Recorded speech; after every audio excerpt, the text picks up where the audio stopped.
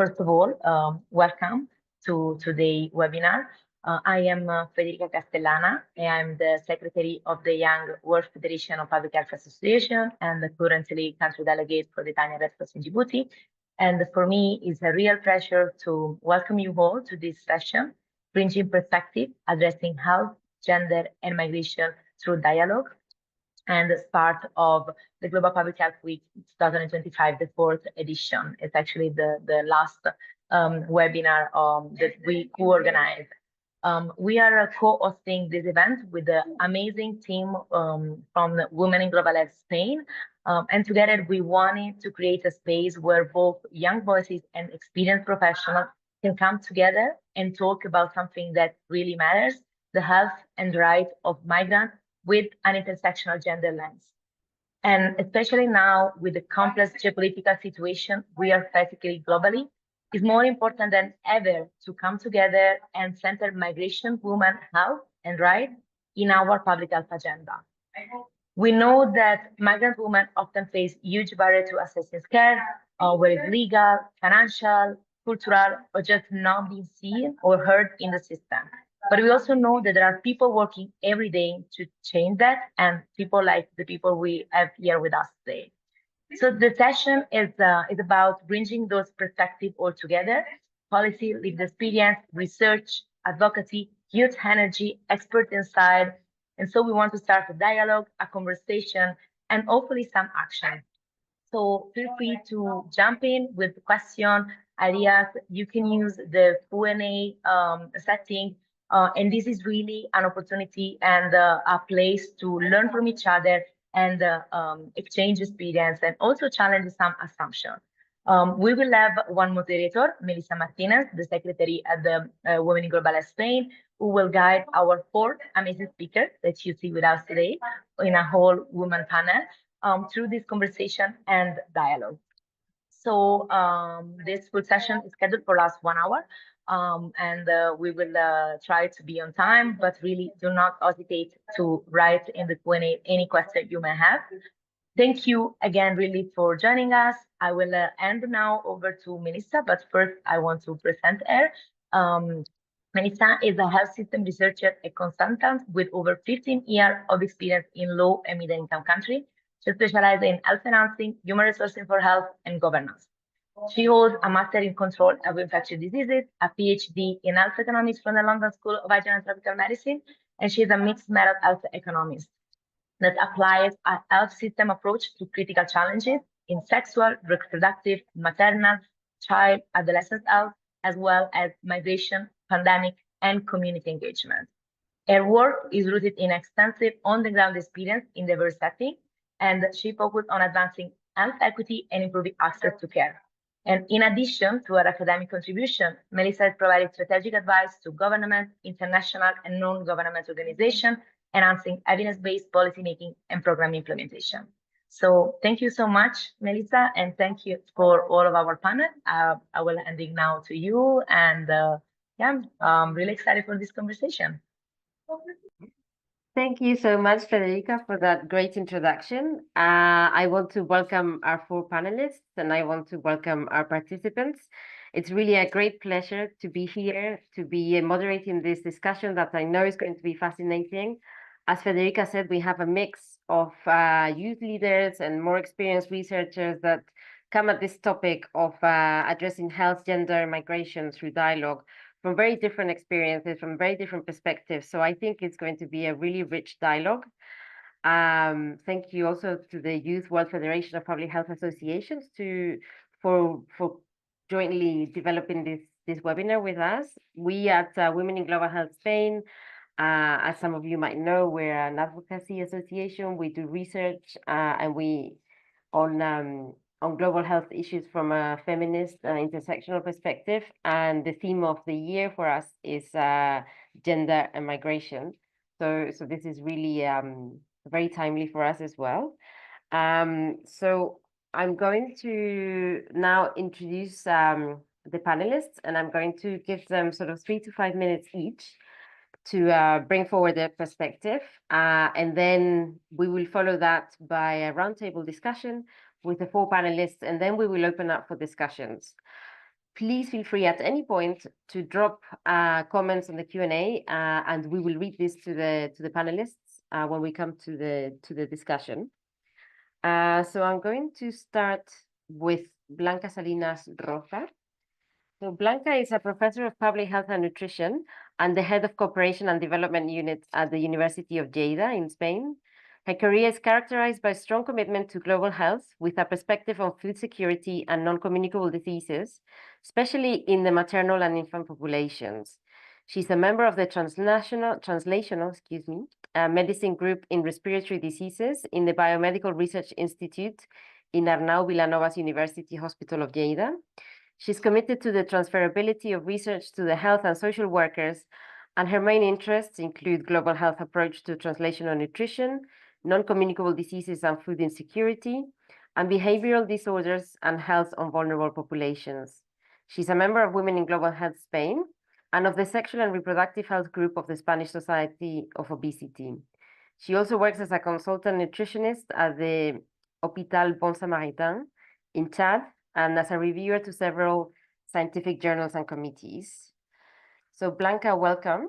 Good afternoon, and thank you for inviting me to participate in this webinar.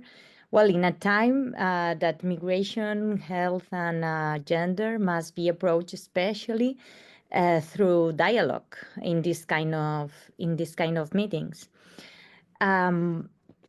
Well, it moves. Is it moving? It is passing the slide? Great. So as Melissa explained, I am a nutritionist, a PhD. I made a PhD in nutrition and public health. And in the following slides, I'm going to share which are the mainly focus on the perspective of research and future strategies for addressing this huge issue, which is health in migrant population. First, let me introduce some of the research lines that I'm working on about maternal and infant health, especially in evaluating chronodisruption and food insecurity and non-communicable diseases in vulnerable population. Finally, there's another part, which is the transfer in research, which is very important when you are working in global health. Here. Well, so today, this afternoon, firstly, before presenting the results of two projects that we are working on about women health through migration, I would like to share with you this figure about migration in Spain. Well, it's remarkable, especially that we have a population around 18.5%, which population who have born abroad, and especially they come from Morocco, Colombia, and Romania. In Lleida, we face a scenario where the increasing of migration has really increased on the last 8 years, and the first population came from Maghreb. So firstly, I want to present how we see that women's health is affected by migration in main projects, which is working mainly on food insecurity and obesity in a vulnerable population. We visit 118 patients or food bank users in Lleida, and detected that Morocco and Senegal are the main origins in population, who were mainly men and although women was more affected by food insecurity, as you can see it in the figure. Our results describe a means percentage following healthy diet and healthy lifestyle, so that high blood pressure with gender correlation and highly associated with food insecurity and obesity is the huge outcome that we faced. We observed that those populations, especially women, as you can see, it's highly correlated with food insecurity. Women are facing more prevalence of non-communicable diseases comparing with men. So, secondly, I would like to present some of the results and really briefly the relevant results of a cohort that of pregnant women, also in Spain, in Lleida.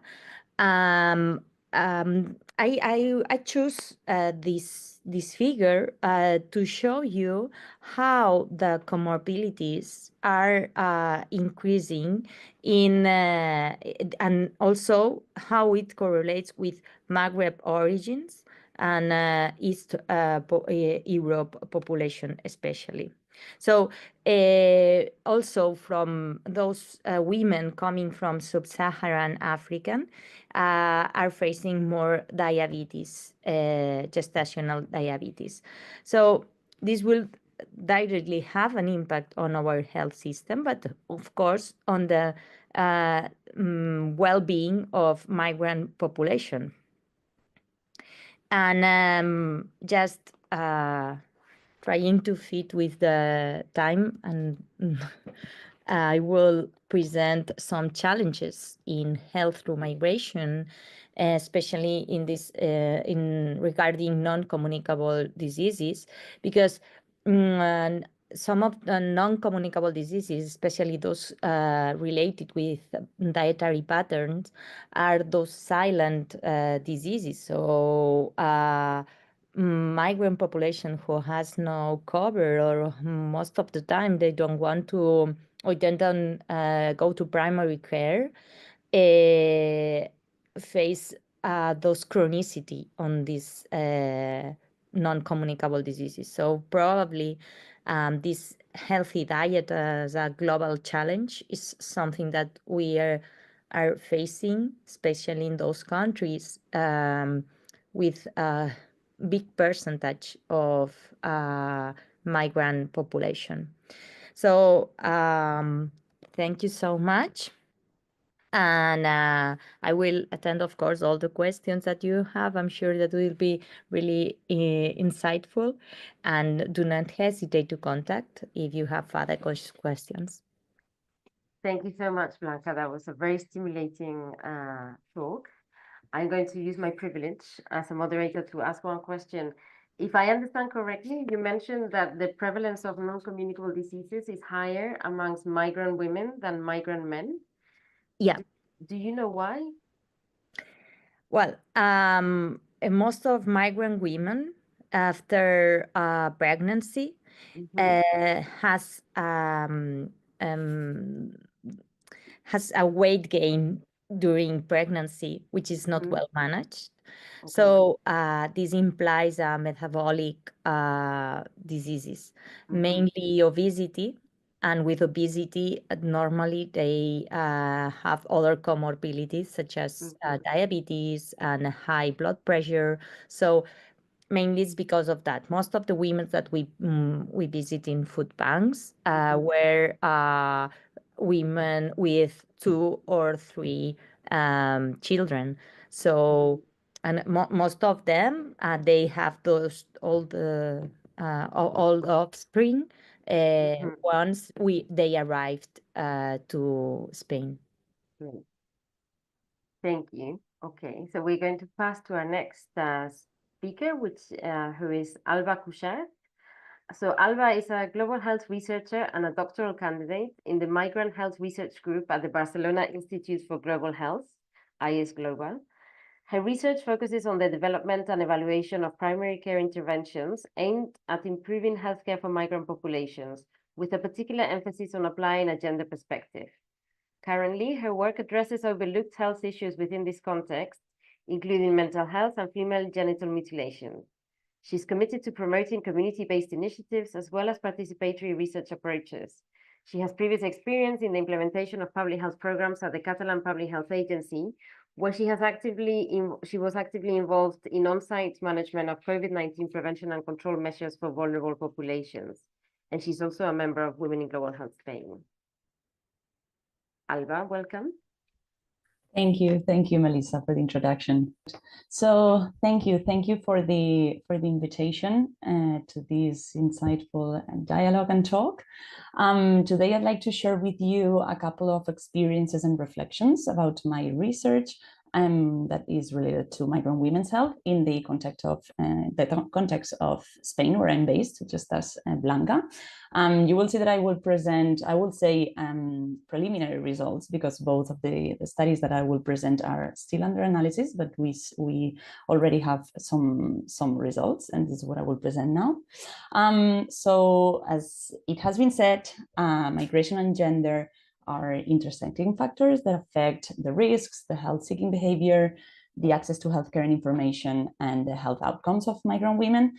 And the role of the health sector here is to recognize and to respond to the specific needs and the challenges of migrant women, which is still far from adequate in some areas.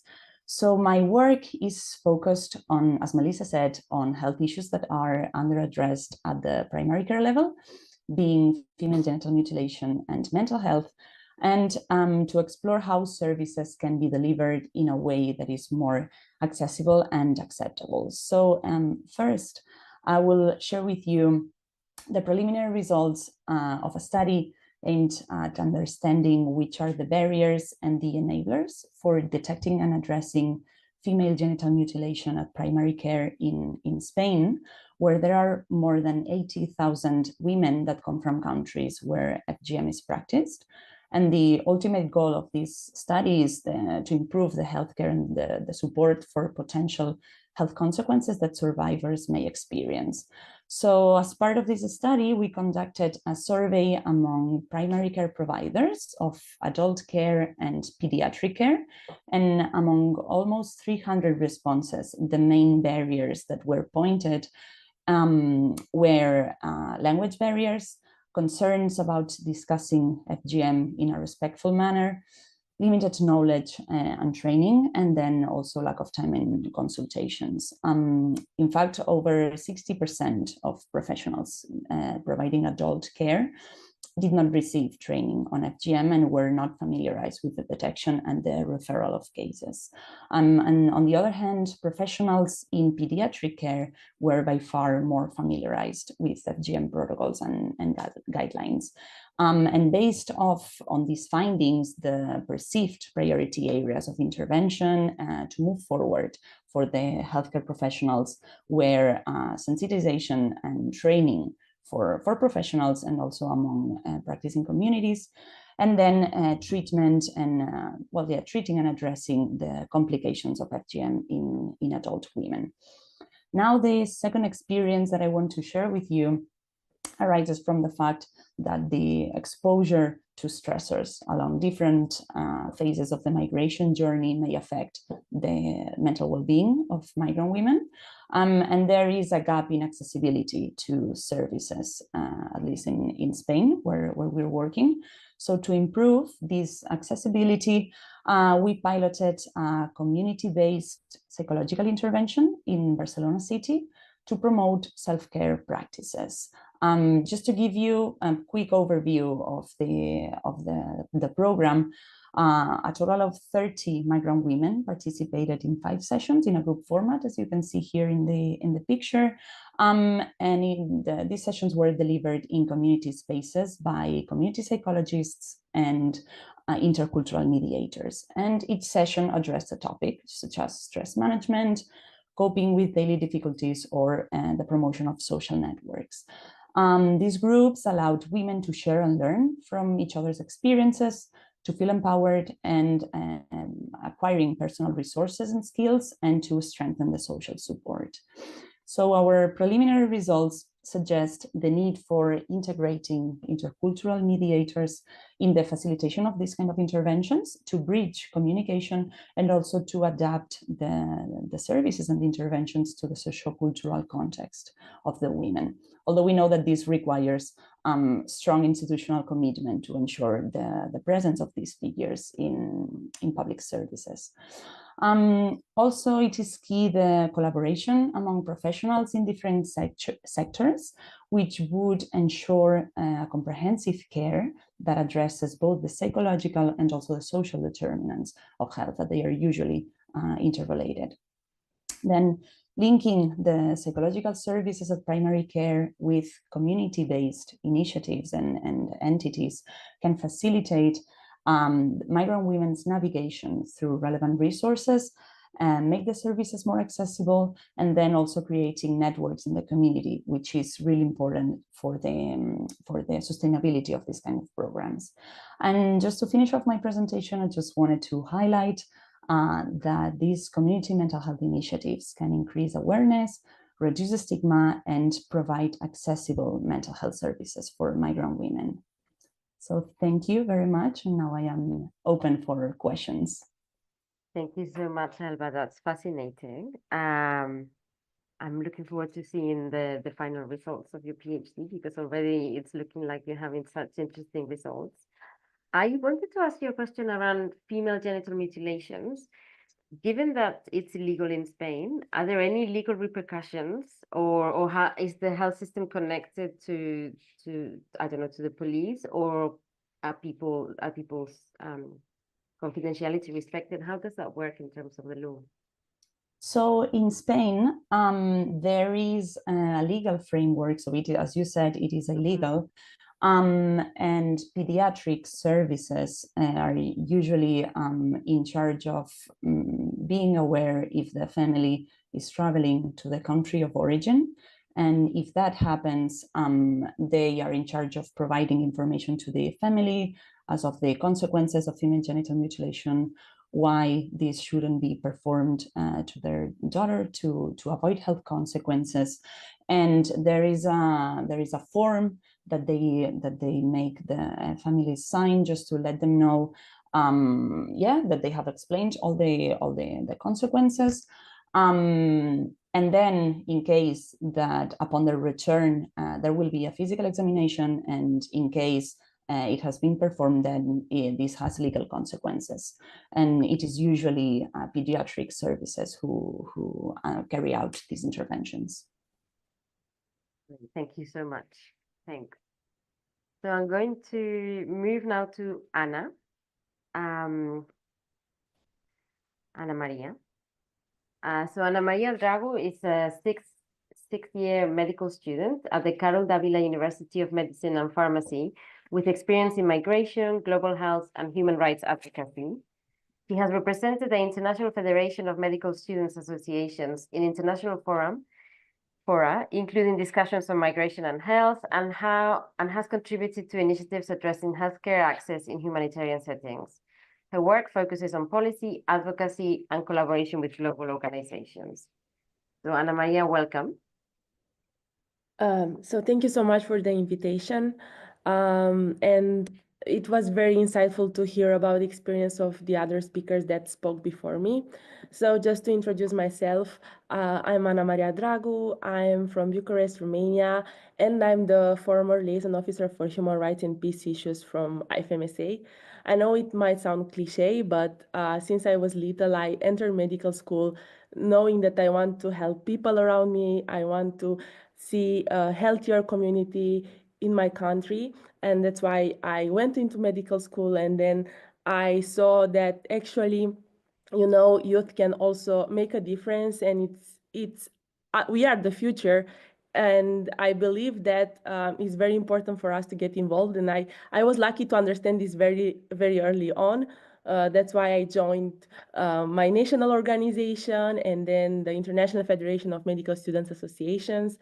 Since I'm coming from Romania, for me, it was very impactful when the war in Ukraine started, since we are neighbors. And I saw firsthand the experience of migration, actually forced displacement, that was happening with the Ukrainian refugees. And also, since I got to practice in hospitals, I also saw the barriers when migrants are accessing healthcare.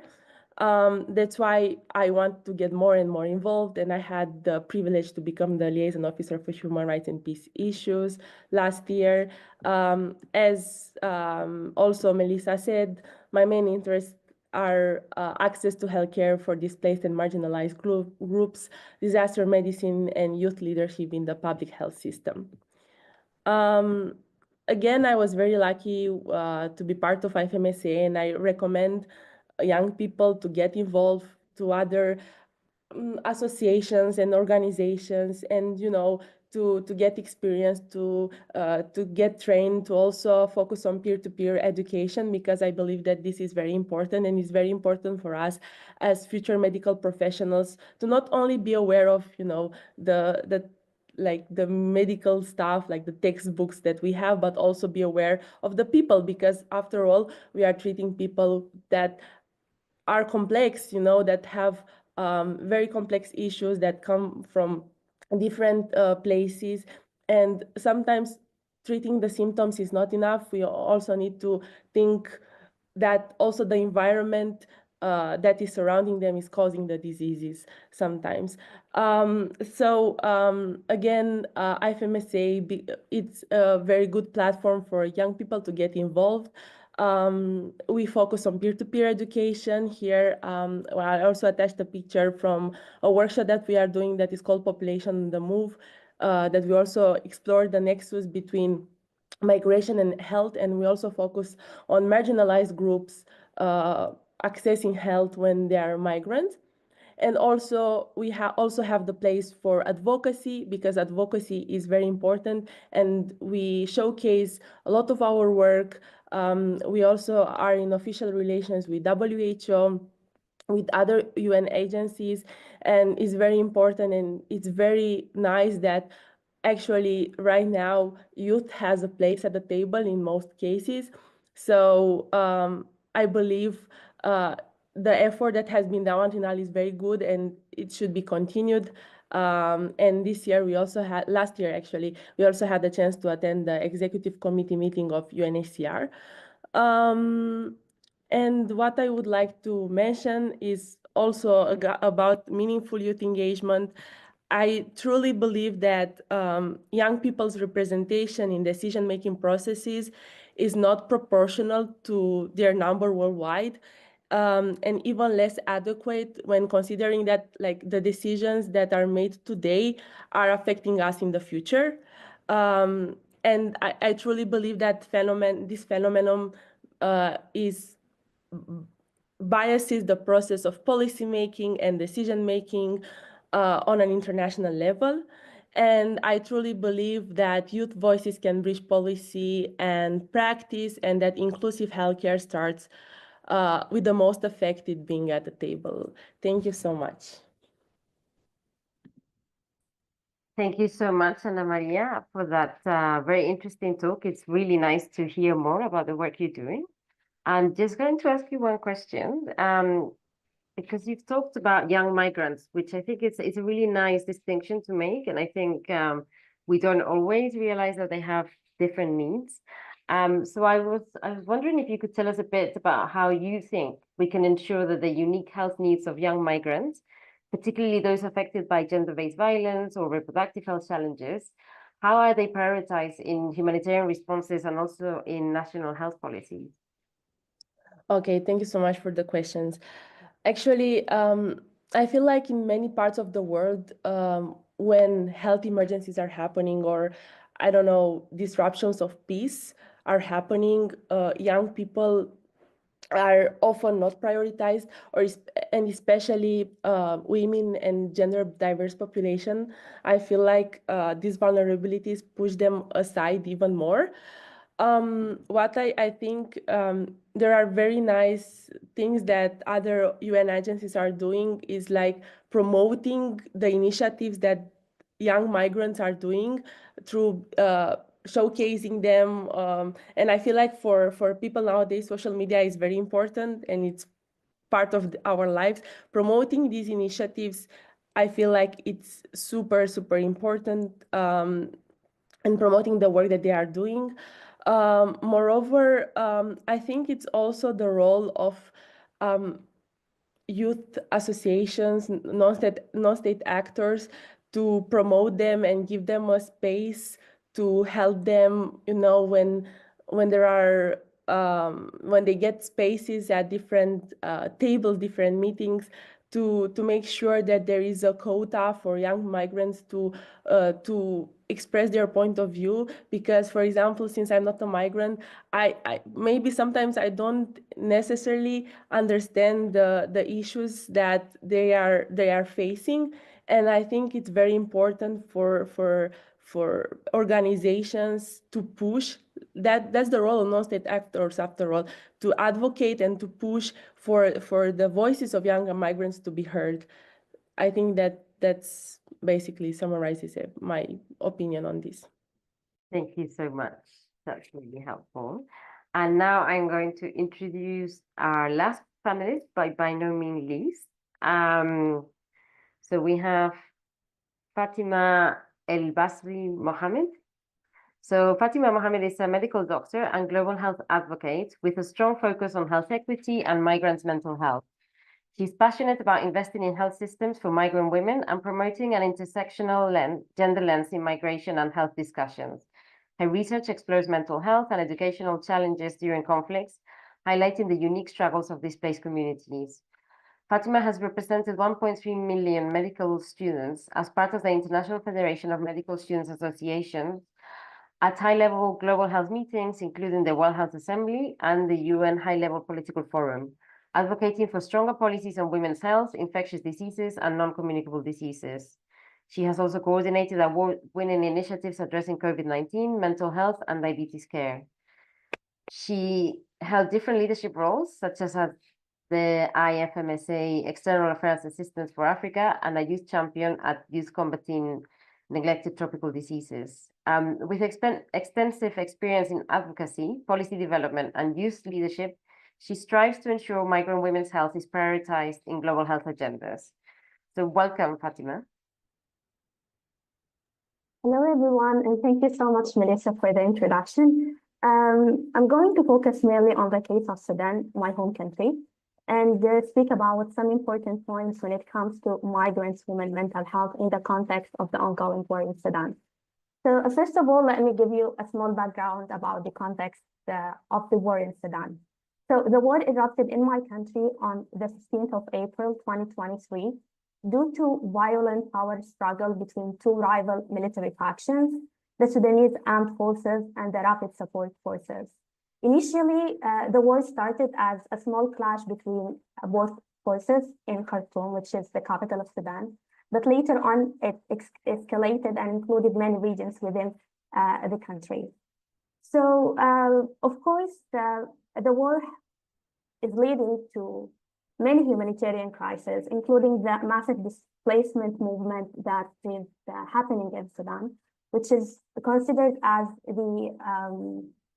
it is like the biggest displacement movement happening right now worldwide, with over 10 million people. And what is making this displacement movement is even more crucial is that 6 million of those 10 millions are women and girls.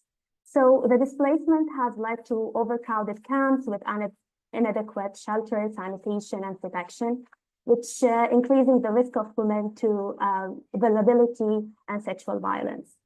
So speaking about sexual violence, the number of individuals at risk of gender-based violence in Sudan has tripled to over 12 million people at risk after the emergence of the war. So all of these factors will contribute to many aspects which are related to women's health, including their sexual health, reproductive health, and of course their mental health, which I'm going to focus on during this talk. So before I go deeper, I just want to give you a small background about the mental health services in Sudan before the war.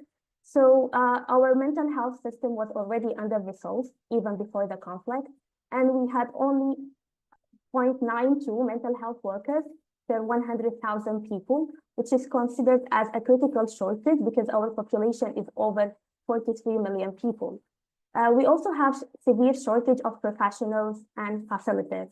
So the country had just 2 psychiatric hospitals and 12 general hospital psychiatric clinics, with only 34 psychiatrists nationwide.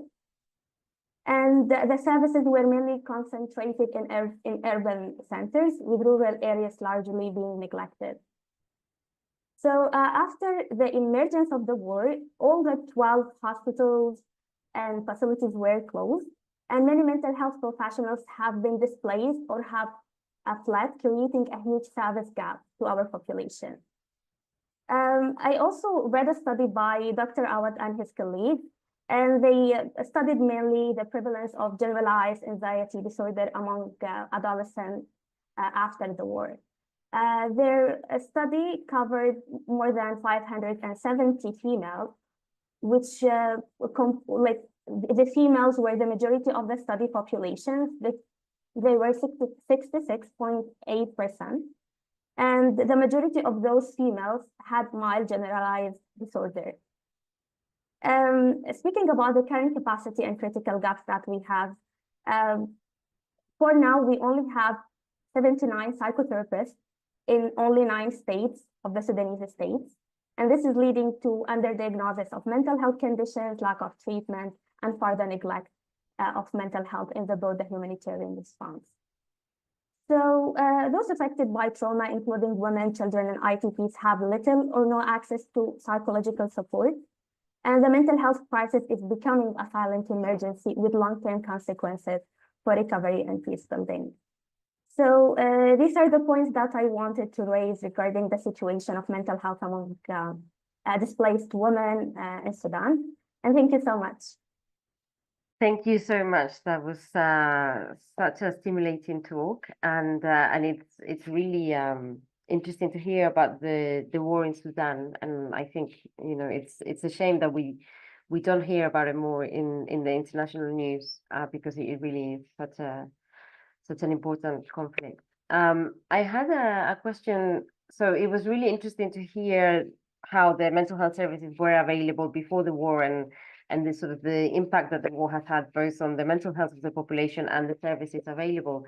And I was wondering, particularly in the current geopolitical situation, whether how do you perceive the role of aid in terms of helping or not helping? I don't know if the cuts are affecting Sudan and the war, or if it was already insufficient. So I wondered if you could comment a little bit about that. Okay, so thank you so much for raising this point. I believe that the major problem that we have when it comes to war in Sudan is that the global community is perceiving the war as a civil war, which is actually not accurate because the war is hugely influenced by many external parties. Even a part of the war parties, which is the rapid support forces, the majority of the people think that they were part of the Sudanese government, which is partially true. But right now they are bringing many people who are considered as militia from outside the country, including many, for example, neighborhood countries, for the sake of supporting the militia in their fight for the sake of authority. So based on that, many arguments and many discussions were happening in high-level meetings like the UN general high-level meetings and the WHO regional meetings as well. And the problem is that our government itself is calling the global community to not interfere or even provide the country with necessary help because they believe that this is an internal issue.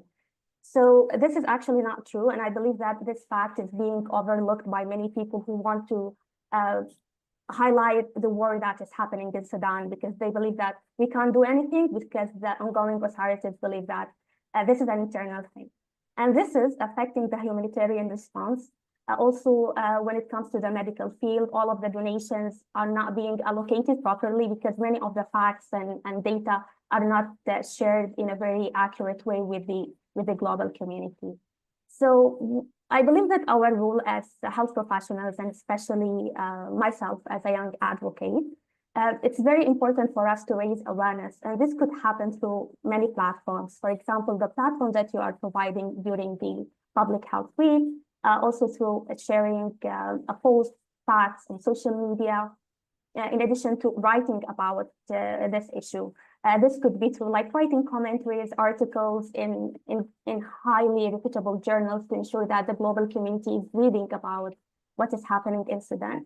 And I also want to raise that some of my colleagues, even myself, we're doing some research which is related to the mental health of migrants. However, we are facing many obstacles when it comes to funding, when it comes to accessibility. So we are just trying to reflect what is happening, but there are lots of limitations. So just to conclude, advocacy is the key through social media, through writing, through speaking about this in all available platforms. Thank you so much. That was such a comprehensive answer. So we have about 15 minutes left. So I'm going to use my chair's privilege to slightly alter the order in which we do things. So I'm going to ask just one question to all four of you, and you can just jump in and answer. And then I'm going to open it to the rest of the participants to see if they have any questions.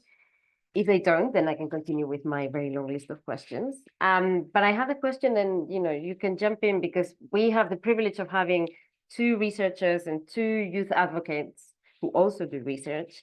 So I have a sort of, it's a question in two parts. The first part is, in your experience as researchers and as advocates and youth leaders, how, because in the last 3 months with the new Trump administration, the policy agenda moves very quickly. The news cycle moves kind of, on an hourly basis. And I feel like there's just a lot of noise, and and in some ways, academic research is a little bit slow, and it's different, because publishing takes time, because collecting data takes time.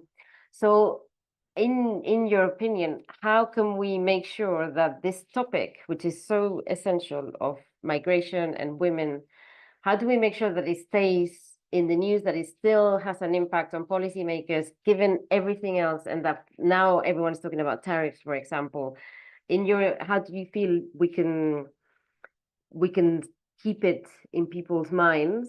And for the advocates, what kind of data do you need the researchers to produce? Come and join in and reflect on these issues. Okay. Yes.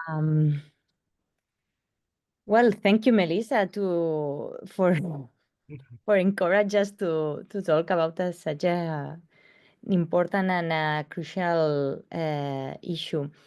Well, from research and academia, it's completely true that things come up really slowly. But what I can imagine and what I can guess from the geopolitical situation that we have nowadays is that it will have a huge impact on health. Why? And not only on health for each individual, but also in health systems. And what it would be really important for countries in Europe, at least, would be to keep the strength and don't hesitate to move in the direction for intercultural health policies. This would be not in the line that, as you said, that Trump agenda has, but for sure it would be the line to try to maintain a global health population. And in research, we will see the results. It may be in 10 years, but what I'm sure that it will become in this way. Non-communicable diseases will increase if these policies are not coming up, and our well-being, at least in Europe, of course, will be decreased. Thank you. Ana Maria. Yes, thank you so much, and thank you so much for the previous answer. I have some common points here, and what I would like to start with is emphasize on what Blanca said previously. I believe, at least for Europe right now, unity is essential of the states to fight against these issues. Europe is, in my opinion, and I think most of us agree, is a big migration hub. Like it's a big the states are very desirable when it comes to like for hosting migrants. So I believe right now this is a call for unity of the states to be more inclusive, and also the member states to fund organizations. There are organizations right now with researchers that collect data and analyze data regarding migration and forced displacement. I can give you an example because IFMSA is part of Healthcare in Danger initiative. And also there are multiple non-state actors that are doing every year reports on attack on healthcare and migration. And I believe that right now, more than ever, since USA initially was a big hub for research, they were providing a lot of data about these issues. I believe right now we should really work with what we have, and we should really encourage those organizations to keep their work and to keep providing us with the real numbers, because at the same time, I believe right now is also a pandemic with fake news. We don't know where to look. Social media is used for the wrong things. Maybe you know what happened in my country regarding elections. It's a pandemic of fake news, and I believe that also education right now is very important. And when I talk about education, I'm also talking about helping grassroots initiatives, and educating people, going to universities, going to high schools, and explaining them what is happening in the world, because through education we can choose correctly what to read, and also choose correctly overall, like when it comes to decision making, and to differentiate what is right from what is wrong. Moreover, I also noticed this instability since my organization has a big alumni network.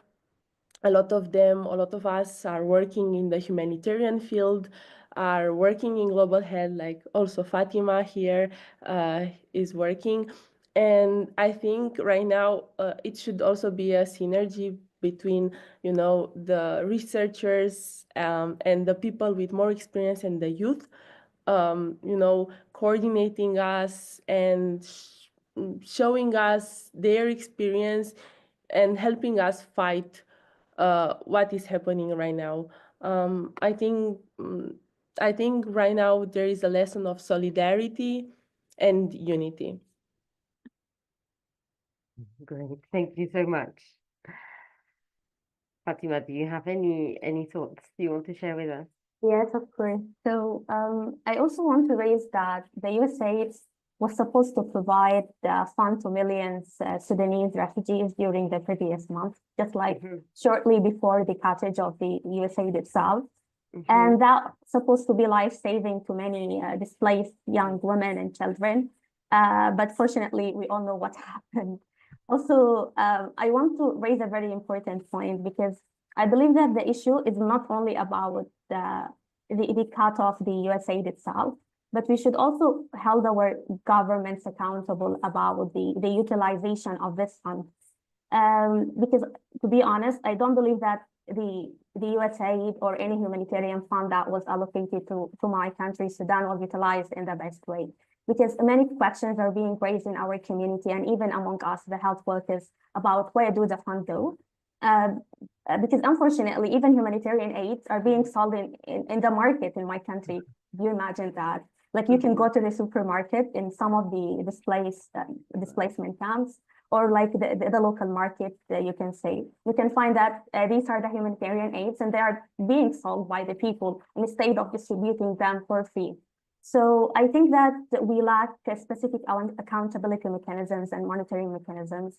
Also, we lack the culture of publishing data and reports and sharing that with the public, so we can know exactly why are you utilizing the fund for research, why are you utilizing the fund for that specific service, and so on. I think this could be to many reasons, including the political instability that we have in my country, for example, because we don't have an actual government since I think 2019. It is still like a transitional government, which is controlling over rules and bylaws in the country. I also believe that we don't have many researchers as well in my country. So when it comes to the fund itself that is being allocated to communicable diseases, malaria, and so on, I don't believe this is being utilized in the best way. And I also like the question that you asked about what do we want the researchers to do, like the data that we need in our advocacy. So I want to raise that during the war, I was appointed as youth champion in Youth Combating NTDs, which is a collaborative organization between Future Africa Forum and UTC, Unity to Combat NTDs. And we really had specific missions to do, including advocating for NTDs affecting displaced communities. And when it came to my country, Sudan, I really liked data, I really liked specific evidence when I want to advocate for NTDs affecting migrants women, like urogenital schistosomiasis, for example. And that was very challenging. So I really believe that our governments should work on recruiting allies, being more transparent with their funders. So some of the fund could actually be allocated to research and help us in our advocacy as well. Thank you so much. Well, we're running out of time, so I think I'm going to just give a couple of closing messages or concluding messages, and then I'm going to hand back over to Federica to close the session. Well, first of all, thank you so much. I really enjoyed the discussion. I feel like I've learned a lot. If I can summarize my takeaway messages, I think the first message I take away with me is how huge and important this topic is. Migration, women's health, the need for an intersectional approach.